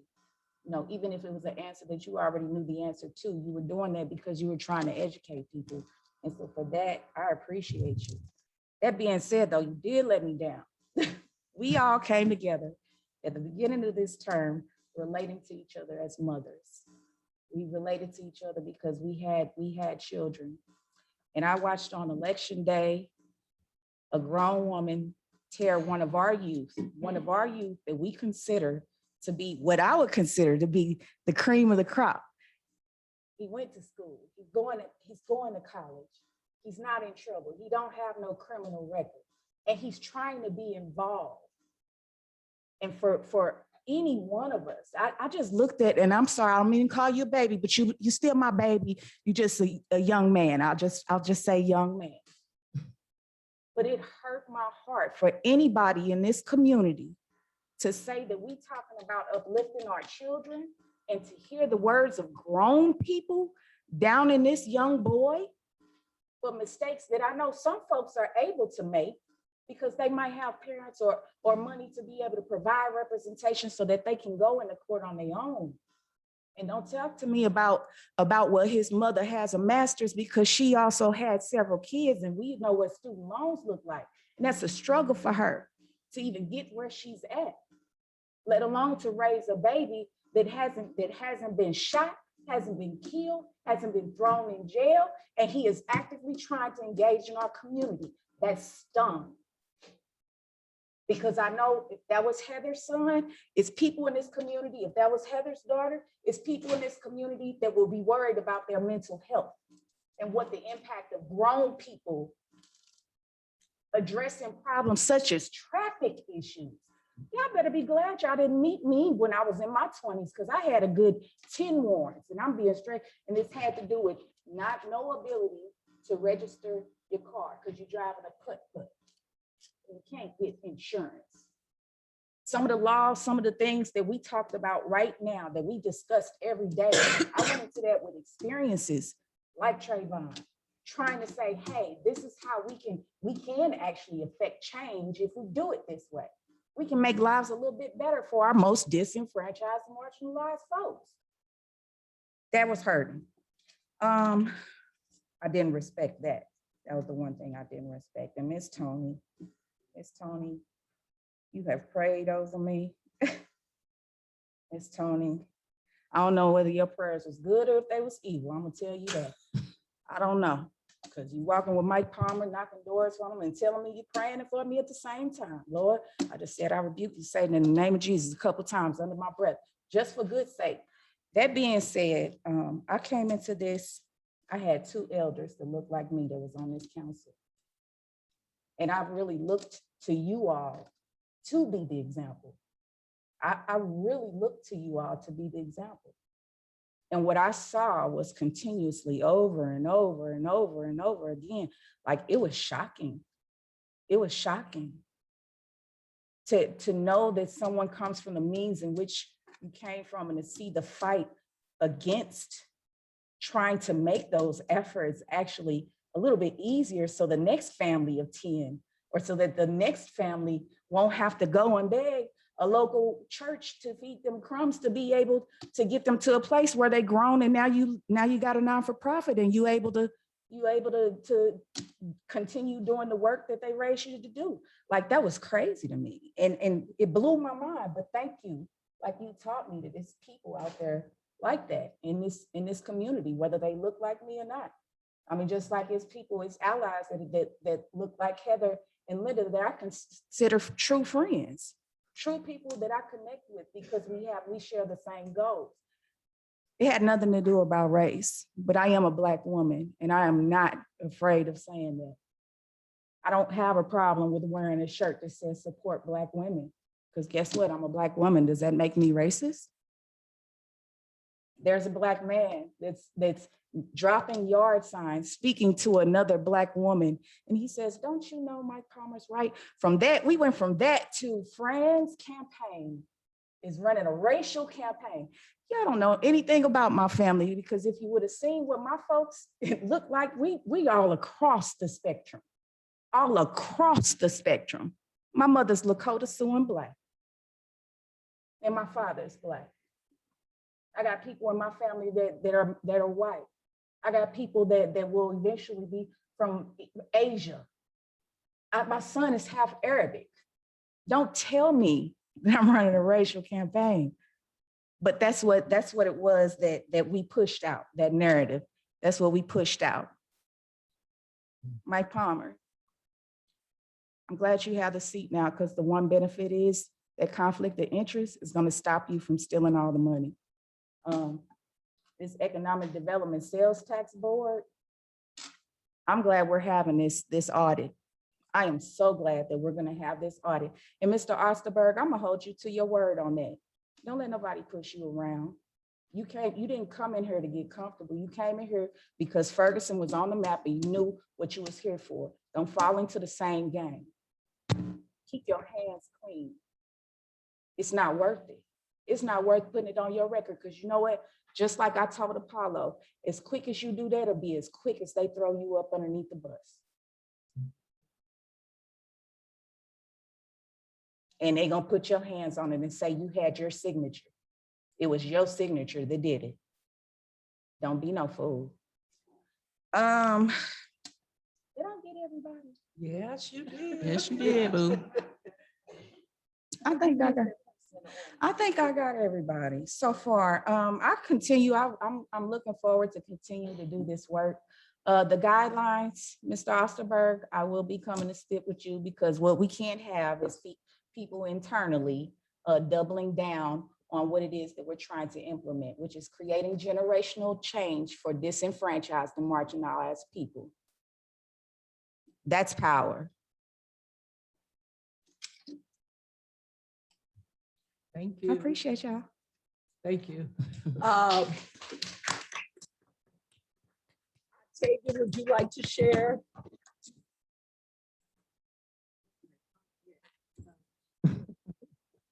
But to Councilwoman Griffin, it has been a pleasure working with you and learning from you. I do wish you the best, and I know you'll still be around. I would also like to congratulate the re-elected and newly elected officials. And from, I guess, a different standpoint, in terms of boards and commissions, we made some appointments tonight. We do still have a number of vacancies. So just as a reminder to each of you, to the citizens as well, we are getting all of those documents updated and getting them all uploaded. And I've shared with you one document today, and that's as it relates to you all's boards and appointments.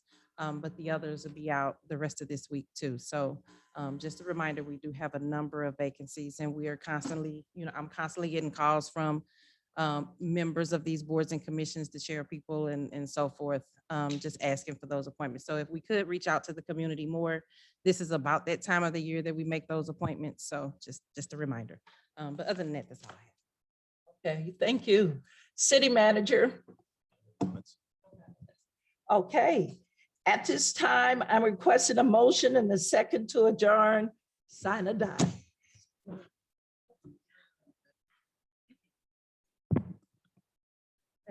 A motion and a second. I said so moved. Fran do it. Okay, Fran. So move, Frank Griffin. Okay, second. Adrian Nelson. Okay, all in favor? Aye. Aye. Any opposed? Ayes have it. We are adjourned for about 2 minutes. Don't run off.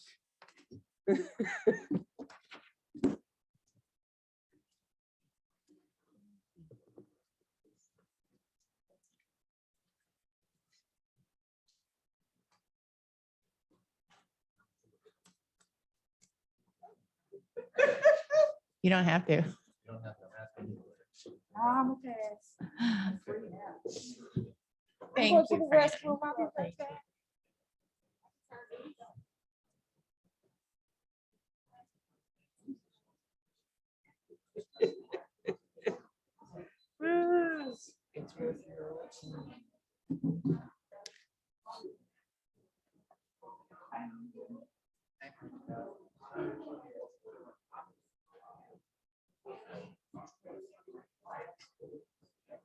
Larry's here.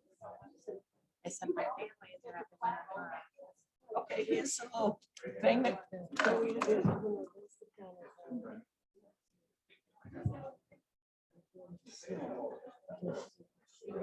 I feel bad because I know that you sent it twice.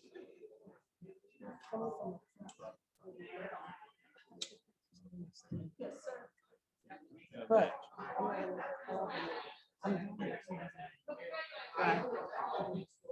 I figure. That's why I was today too. Hello, Mother. How are you? Name tag?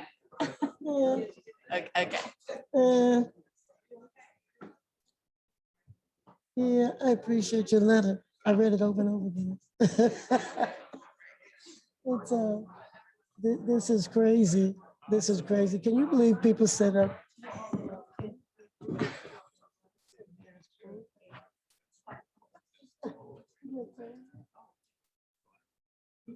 Well, that's okay. You know what we're here for, right?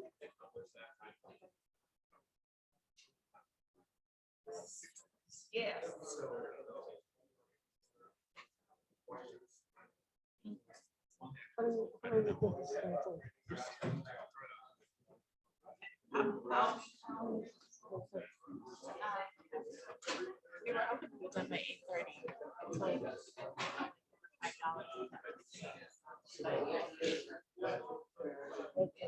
This shouldn't take long.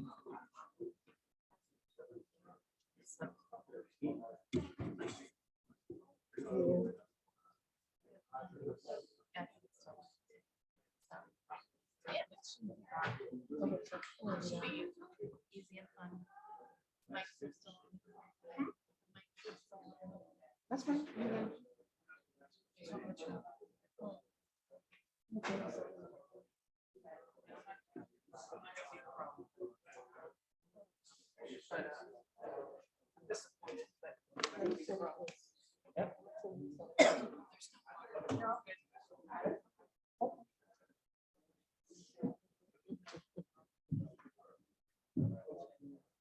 Where's the point of we read it? She's not. Well, she's in the.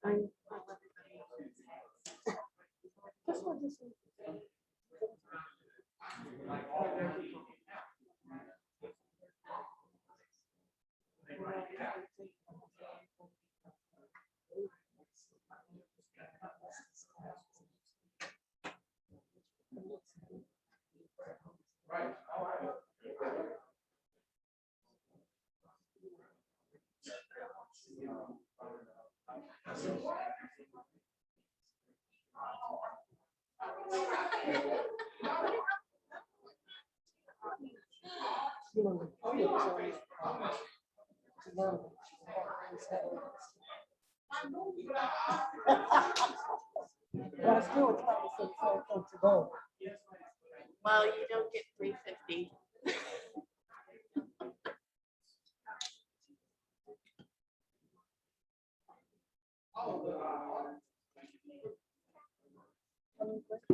Oh my goodness. Oh, so sorry. Yeah. I'm sorry about that. Oh,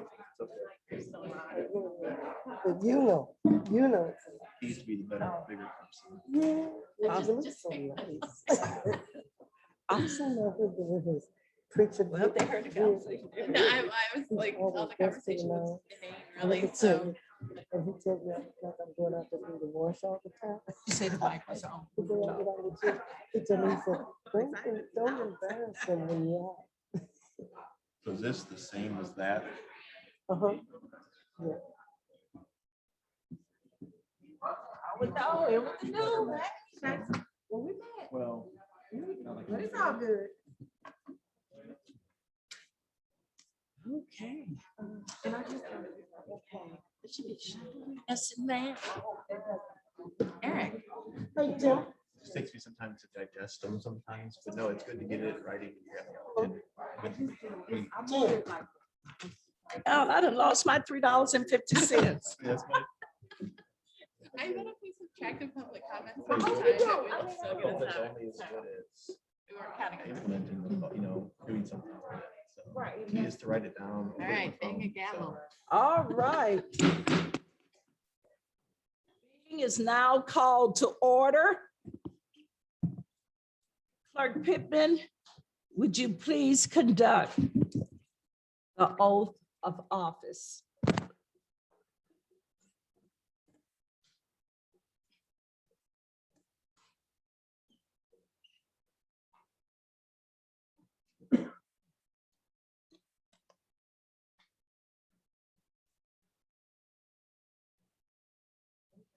Start with Linda Lipka. Ward 1.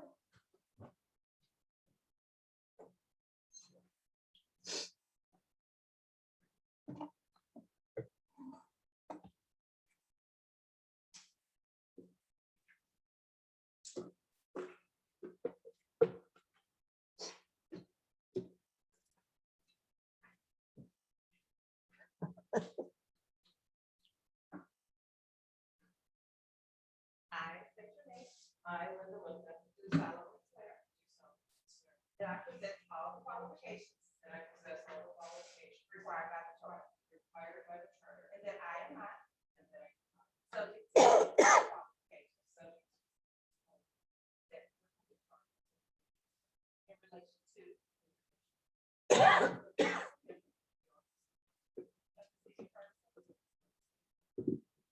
And that I support the Constitution and laws of the Constitution of the United States and of the state of Missouri and the charter and ordinances of that I will faithfully discharge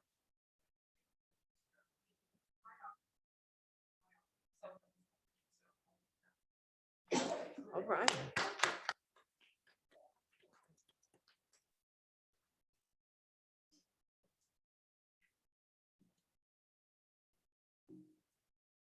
Next, for Ward 2, Heather Robinette.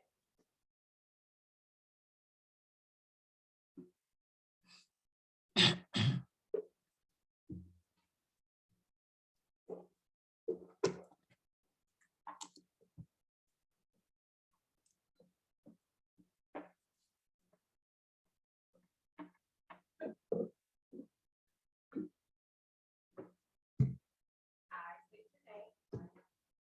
Do solemnly swear that I possess all the qualifications required by the charter. That I am not subject to any of the disqualifications set forth in the charter in relation to the office of council member. And that I will support the Constitution and laws of the United States and of the state and the charter and ordinances. And that I will faithfully discharge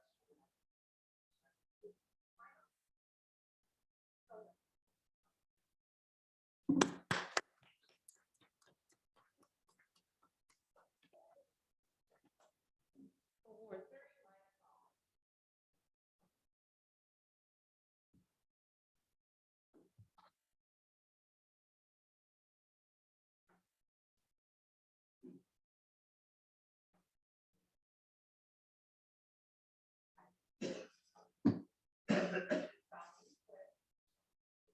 That I possess all the qualifications required by the charter. And that I am not subject to any of the disqualifications set forth in the charter in relation to the office of council member of the city of Ferguson, Missouri. And that I will support the Constitution and laws of the United States and of the state of Missouri and the charter and ordinances of the city of Ferguson. And that I will faithfully discharge my office.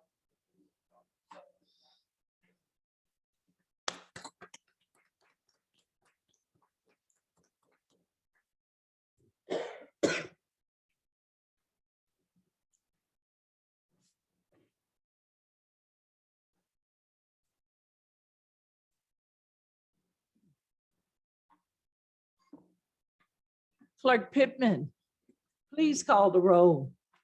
Councilwoman Noah, Here. Councilman Palmer, Here. Councilwoman Burrow, Councilwoman Robinette, Here. Councilwoman Lipka, Here. Councilwoman Nelson, Mayor Jones. Here, a quorum is present. At this time, we have our public comments. Do we have any public comments for this portion? I actually had one that was submitted, one that was brought in from Donald Stevens. And I'll go ahead and read it. It was also distributed to all of you. Did you want to read it? Oh, it doesn't matter. And it says Monday, April 18th, 2022. Good evening, council. As you may know, there are over 50,000 cars that utilize West Florissant Avenue, passing through Ferguson on a daily basis. In their route through Ferguson, there are two intersections, Lane Drive at West Florissant, and Highmont Drive at West Florissant that need some tender loving care in which your assistance is very much needed. Enclosed, you will find pictures of both intersections in which the brick identifier structures are in disrepair and need to be repaired, restored to its original beautification level. We, the Frostwood Neighborhood Association, respectfully request that some of the ARPA funds or the upcoming budget allocate the necessary funding for restoration and beautification of these two neighborhood identifiers. We look forward to your response and progress. Our motto, Forestwood is not just a community, it's home. And then they also submitted some pictures of the Okay, thank you. Do we have any other comments? Okay. Public comments are closed. At this time, I'll open up the floor for the election of the mayor pro tem. Mayor Jones, I'd like to make a motion that Tony Burrow be elected mayor pro tem. Are there any other nominations? Are there any other nominations? I'd like to nominate Linda Lipka.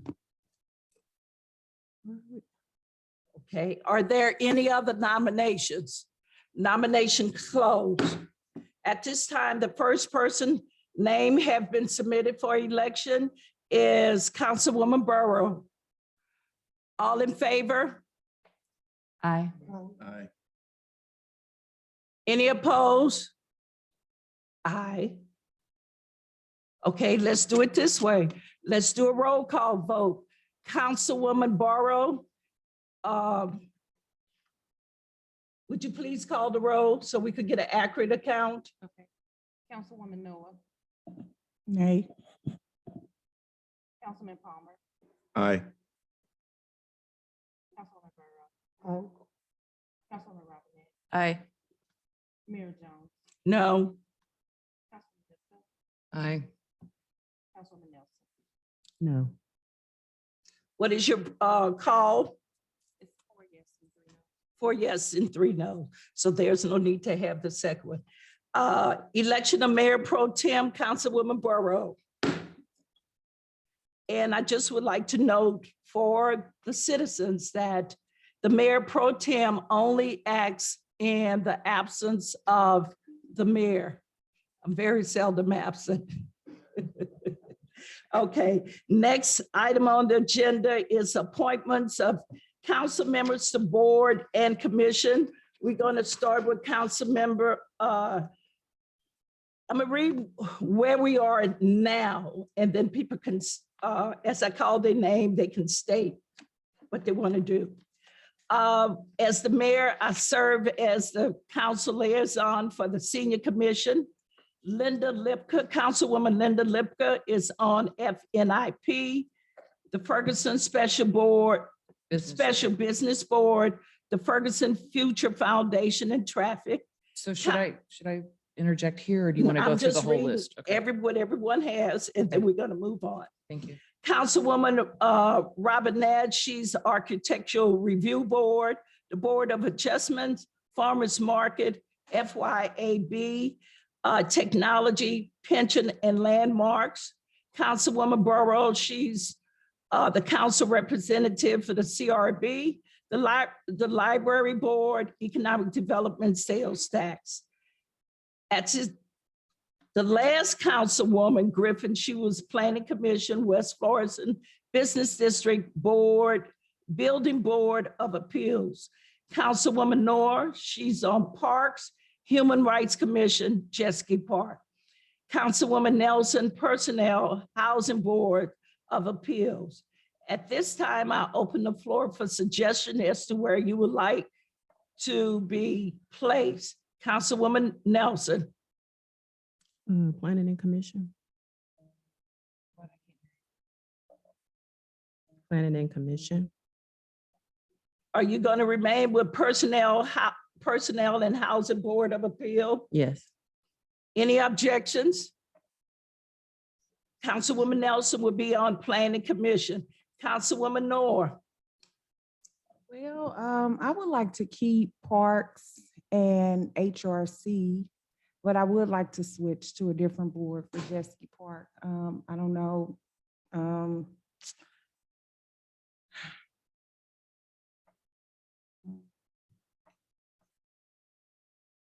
Since you don't know, just hold your thought. Councilwoman Burrow.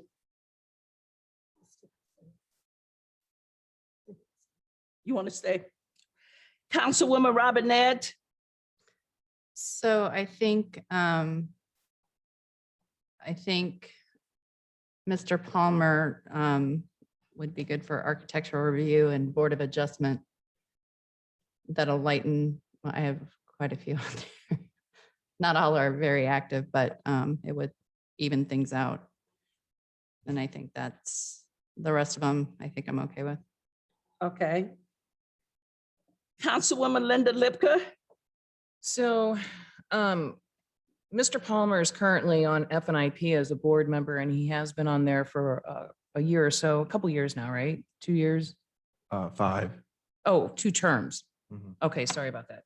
And he has a huge source of information for FNIP. So I think that I would like to offer him FNIP, and I would like to replace that position with the West Florissant Business District position, because I think that would work nicely as a collaboration with FSBD as well. I would like to maintain Ferguson Future Foundation and definitely the Traffic Commission. So I would like to maintain those and pick up West Florissant Business District. And I would also like to ask my fellow councilman, Ms. Phaedra, if you ever need anybody to sit in, I would love to sit in for planning and zoning if you need assistance. Okay.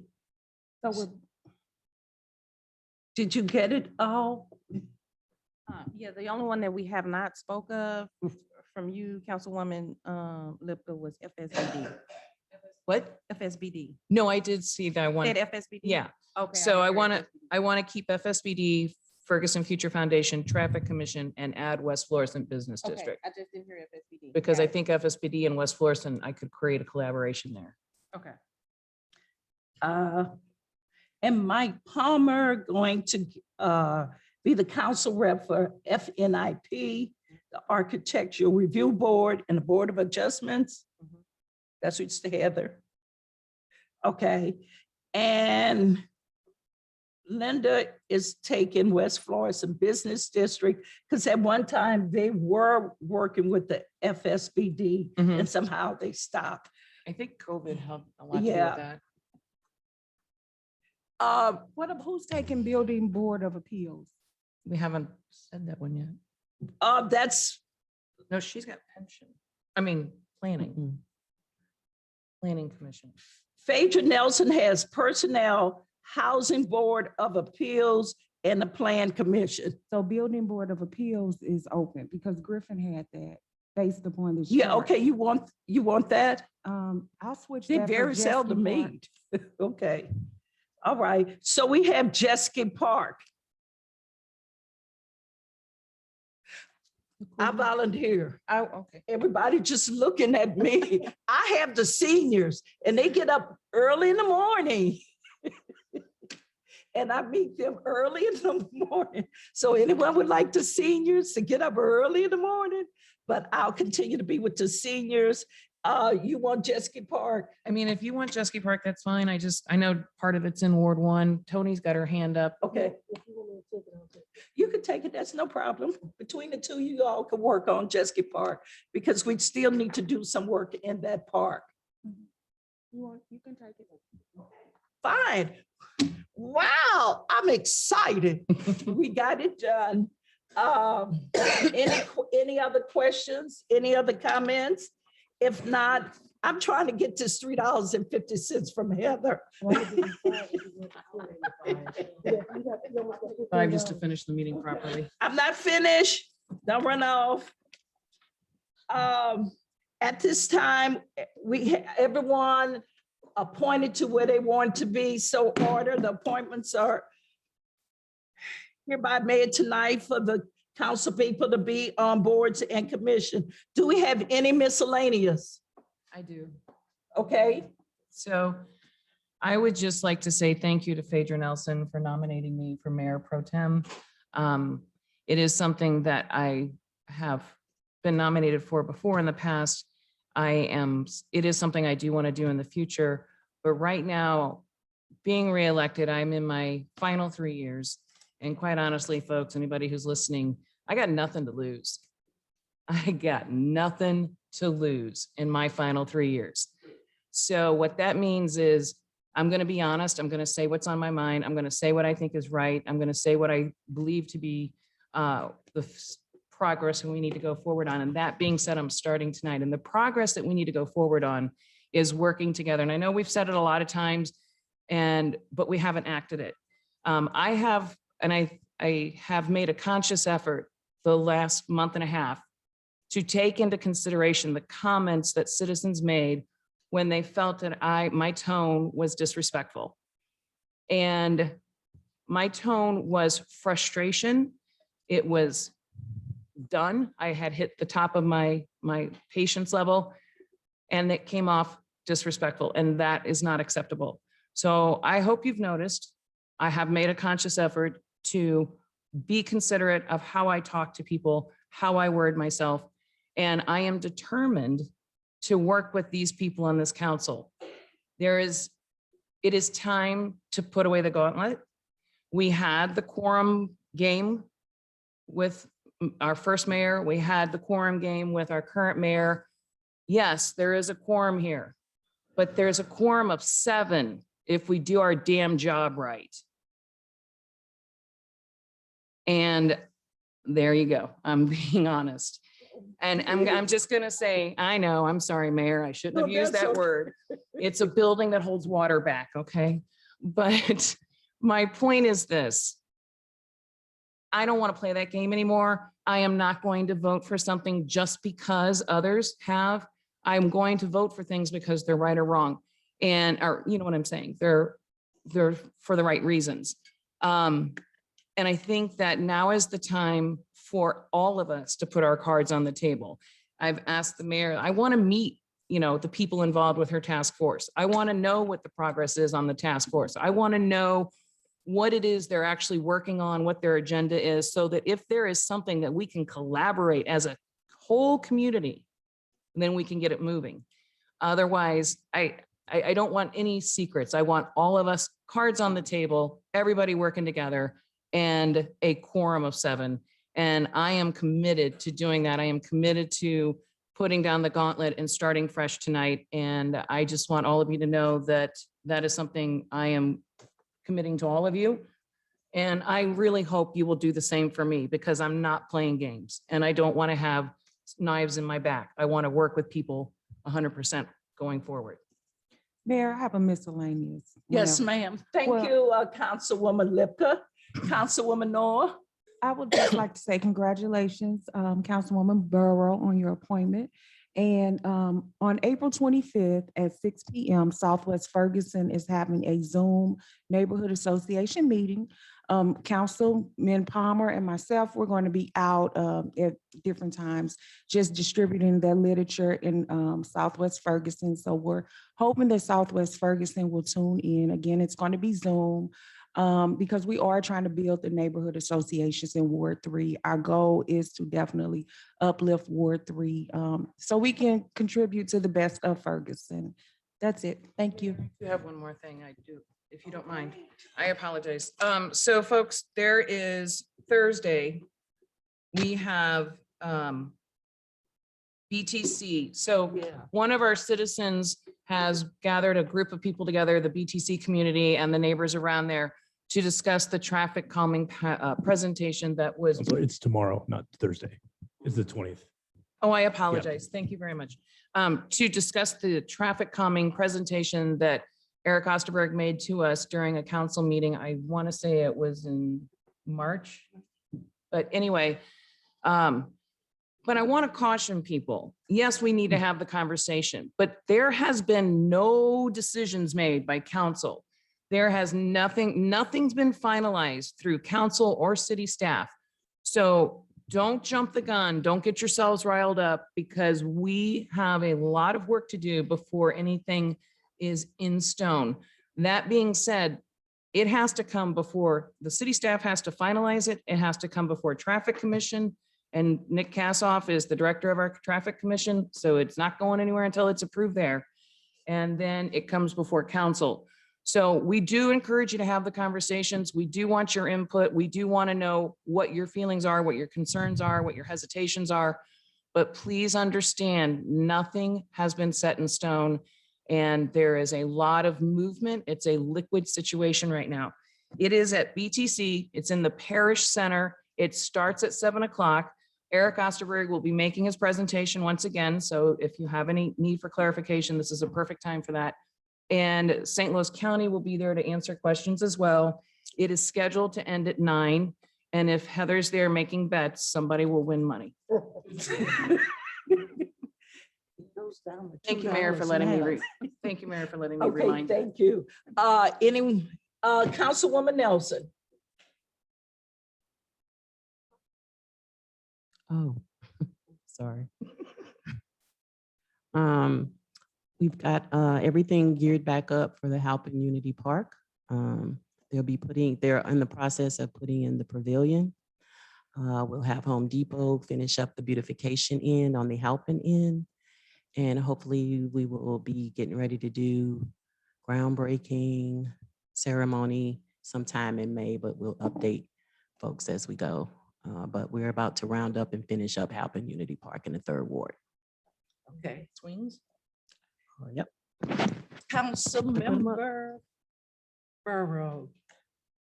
Thank you for those of you that voted on the yay and putting your trust and confidence in what I can do. This is my 2nd time around, so I know the process and procedures and the rules. I do want to thank the citizens for putting in place where we are tonight. There's a song I really like. It says, let the church say amen, and it's about God has spoken. And I'm gonna tell you, if you want those numbers again from Clerk Pickman, the citizens have spoken. And we intend to do the job that we come here to do. And when my first run and my 2nd run, my theme is working together to serve together. That has not changed. That's where I am, working together to serve together. Thank you so very much. Welcome aboard. Thanks for staying. Amen. Okay, Councilwoman Robinette. I would just like to welcome Mike Palmer to the council. That's all I have. Thank you, Mayor. Councilman. Councilman I don't Palmer. have to say woman anymore. Councilman Mike Palmer, would you like to share? Yes. I look forward to serving. It's something I've wanted to do for a while. I always kind of stayed on the sidelines. As Ms. Noah said, it's important for our neighborhood associations to be a voice. That way me and her can bring the information to the council as far as the needs for the Ward 3. So we will be distributing those flyers to try to get more awareness to Southwest Ferguson specifically for that meeting. So we will be getting those out. We're hoping to have, more than a few people show up, because that's when it's most advantageous to find out what the needs of the community are. As Linda Lipka said, I'd like to see us work as a team, 7 of us, not 4 versus 3. I don't like the way that that's been portrayed by the council as well as the media and the community, because we are supposed to all work here together to make Ferguson a better place and run the city like a business and get the business done. So I'm not up here to sway the votes the other way. I'm here to do the right thing, and that's what I'm going to continue to do. Thank you. Thank you. Clerk Pittman. City Manager. Nothing for me. Attorney Jackie. Thank you for coming tonight. We appreciate it. I want those bunt cakes. That's why they're not saying anything. I would just like to say welcome, Mike Palmer. Looking forward to working with you and as we work on this council and move the city forward. That's our #1 goal. I do have something planned for the council. We got to come up with some dates. I talked to prosecuting attorney Wesley Bell and asked him to set up a time for all of us to go to the police simulation so we can experience what the police be experiencing out on the street. We just have to come up with a date that is convenient for all of us to go. In addition to that, we have several young men who are being mentored and they want to come to Ferguson to clean up Ferguson on a weekend. So I have not given them a date or a time or a place. I'm very partial to Ward 1. People do know that. I will tell you, Mayor, Somerset subdivision, we do have a problem there right now. And I've been trying to get some community service hours for kids to help with that. But that street going down to Somerset is like a wind tunnel that catches all the trash off of West Florissant. And there's a lot, an empty, well, not an empty lot, but a wooded lot behind Quick Trip and before Somerset.